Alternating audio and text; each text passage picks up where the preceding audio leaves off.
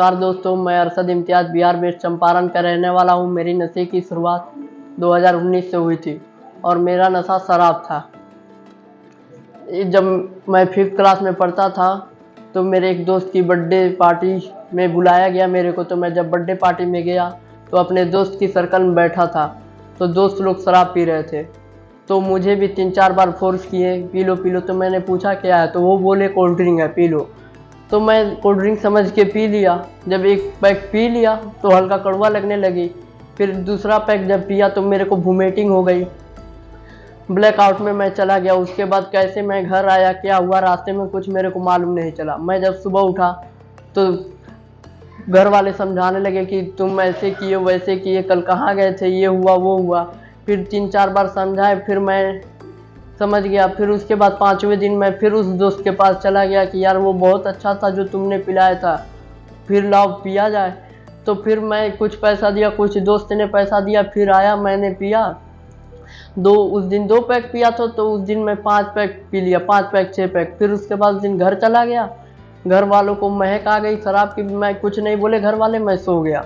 फिर सुबह हुई तो घर वाले बोले कल तुम कुछ पी के आए थे, ये हुआ वो हुआ, तुम गाली गलौज कर रहे थे, घर में लड़ाई झगड़ा कर रहे थे।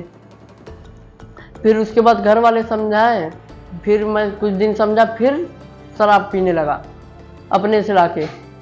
फिर जब शराब पीने लगा, फिर जब घर वाले को मालूम चली तो घर वाले मेरे को 1-2 दिन घर में रूम में बंद कर दिए, उसी में खाना पीना सब देते थे।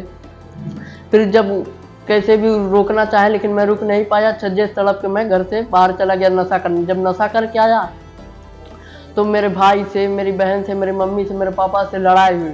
मैं कभी अपने पापा को कुछ नहीं बोला था, लेकिन नशे में मैं उनको ढकेल भी दिया, गाली भी निकल गई मुंह से। जो बाप मेरे लिए इतना किया, मैं बाप को कुछ नहीं समझा। मुझे को लगा कि सारा दुनिया एक तरफ, मेरा नशा एक तरफ। फिर उसके बाद मैं अपने रिलेशन में गया, अपने बुआ घर। तो वहाँ पे अपने बुआ के बेटों के साथ कोचिंग करता था। फिर वहाँ पे जाता था तो रात में मैं मसाला खाता था, फिर खा के सो जाऊँ, कोई नहीं जाने। लेकिन मेरे बुआ का बेटा जाके कह दिए मेरे बुआ से। उसके बाद मेरे घर पे फ़ोन हुई कि आपका बेटा यहाँ पे भी नहीं मान रहा है। तो वहाँ पे मेरे घर वालों को बहुत बेइज्जती हुई। फिर मेरे पापा वहाँ से लाए। फिर कुछ दिन मेरे को हॉस्टल में रखे, हॉस्टल में मैं माना 1 महीना रखे। फिर हॉस्टल से जब मैं बाहर आया तो फिर मैं शराब पीने लगा। शराब के साथ मेरा सिगरेट भी स्टार्ट हो गया। जब मेरा सिगरेट स्टार्ट हो गया तो उसके बाद जब पापा दुकान पर रहते तो मैं सामने आकर सिगरेट पी लेता था। शराब कुछ दिन के लिए बंद कर दिया था।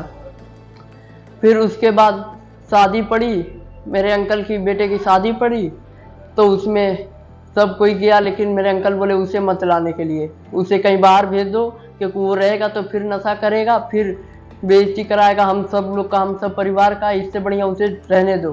फिर उसके बाद मुझे भी कुछ बेइज्जती फील हुई तो मैं अपने पापा से बोला पापा ऐसा है तो मैं ही घर छोड़ के चला जा रहा हूँ। तो बोले नहीं नहीं रुको। फिर उसके बाद ऐसे ही चलता रहा। फिर अपने पापा से मांगा, पापा पैसा दे दो। बोलने लगे क्या क्या चाहिए तुम्हें, पैसा मांग रहे हो। तो मैं बोला कुछ नहीं, सामान चाहिए खाने पीने वाला। तो बोले चलो पैसा नहीं देंगे, हम खरीद के दे दे रहे हैं। लेकिन मैं ऐसे ही चलते रहा। फिर अपने पापा पॉकेट से नशे के कारण मैं पैसा चुराने लगा नशा करने के लिए। फिर जब नशा करने के लिए उन्हें मालूम चल गया कि यहाँ फिर पैसा चुरा के नशा कर रहा है वो, तो फिर वो जहाँ पैसा रखते थे वहाँ से हटा लिए। फिर उसके बाद मैंने अपने अंकल से, अपने दादी से पैसा मांगा तो वो लोग भी कुछ दिन दिए। फिर उन लोग को मालूम चला गया तो वो भी पैसा देना बंद कर दिए। तो मेरे को ऐसी नशे की घुटन होने लगी। जब शराब नहीं मिलती थी तो मैं अपने रिश्तेदार घर या कहीं भी जाता था, बैठता था, बैठते बैठते रहता था, कुछ सामान दिखता था बेचने वाला, मैं तुरंत चुरा के बेच देता था। फिर उसके बाद वहाँ पे भी कंप्लेन आई मेरे घर पे कि आपका बेटा ऐसे कर रहा है वैसे कर रहा है। तो फिर अपने घर में मैं देखा जो अनलेस है, जिसका यूज नहीं किया जाता, वो सामान मैं बेचने लगा, किसी को मालूम नहीं चले। फिर उसके बाद ऐसे ही चलता रहा, ऐसे ही चलता रहा। फिर उसके बाद पैसा नहीं मिलना, ना चोरी कर पाता था, ना कुछ कर पाता था। नशे ने मुझको बहुत कमज़ोर कर दिया था शारीरिक। तो फिर मैंने क्या किया, स्टेशन पे भीख मांगने लगा या कुछ भी करने लगा, भीख मांगता था।